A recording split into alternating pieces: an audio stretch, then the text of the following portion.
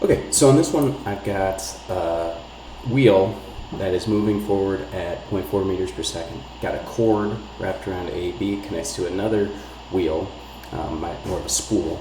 And what I'm ultimately trying to do is find the velocity of point B.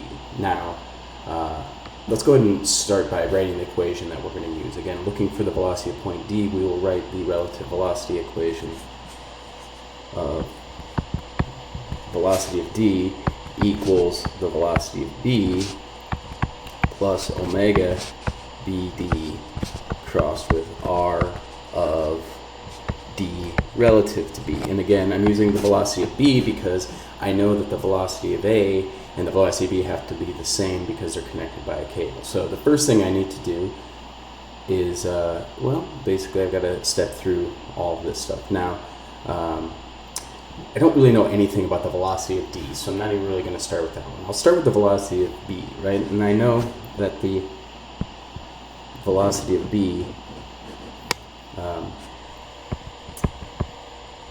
equals the velocity of A. Now, this thing is rolling without slipping. What I know is at this point right here, as well as this point right here, the velocity is 0. Okay, at those contact points. Okay, I know that the velocity of C is 0.4 meters per second. I also know that for rolling without slipping, that is then omega R.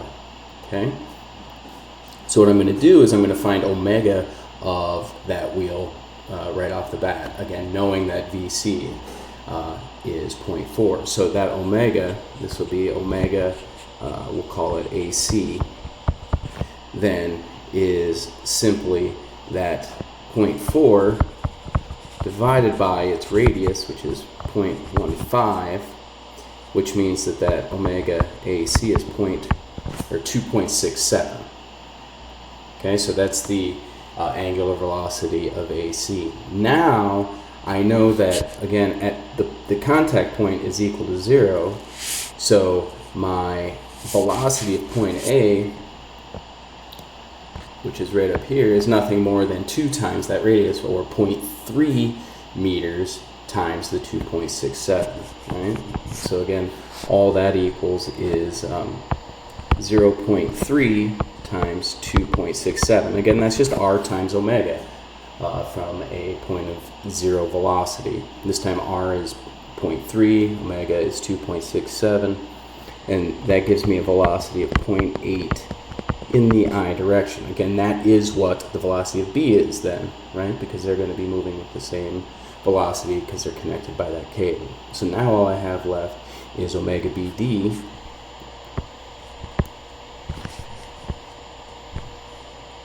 crossed with R of D with respect to B. And again, I don't know what omega BD is. However, I can figure that out using a very similar thing that I did before, meaning that, again, now I know that this velocity here is 0.8. Okay, I know the velocity at the contact point is 0. Okay, so I can find omega BD using the same idea that I used before, meaning that the velocity of B, right, equals omega BD times 0.3. Okay, again, knowing VB is 0.8, I can find omega BD then is the exact same thing as I had for omega AC, which is 2.67. Okay, and that's going to be in the negative k direction because it's rotating clockwise. So that's going to be negative 2.67 k crossed with, now I need the position R from B to D, right? And basically that is just down into the right 0.2. So it's going to be 0.2I minus 0.2J. Again, because I just moved down that 200 millimeters and moved to the right 200 millimeters to get from B to D. Now doing that cross product, I get negative 0.533J minus 0.533 I direction. Now again, all I need to do here is do my x and my y directions, and I get the velocity of d in the x direction is just those x components, which is going to be the 0.8 minus the 0.533, which gives me a positive 0.267. Do the same thing in the y direction.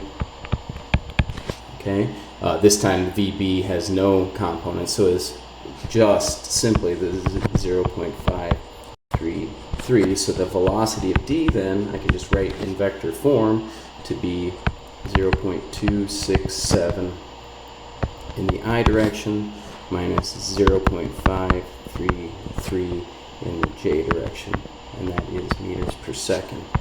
And that is the answer. So again, what I have here is the velocity is going to be 2.67 in that way, 5.33 in that direction. So the velocity of d will be something in that direction, like so.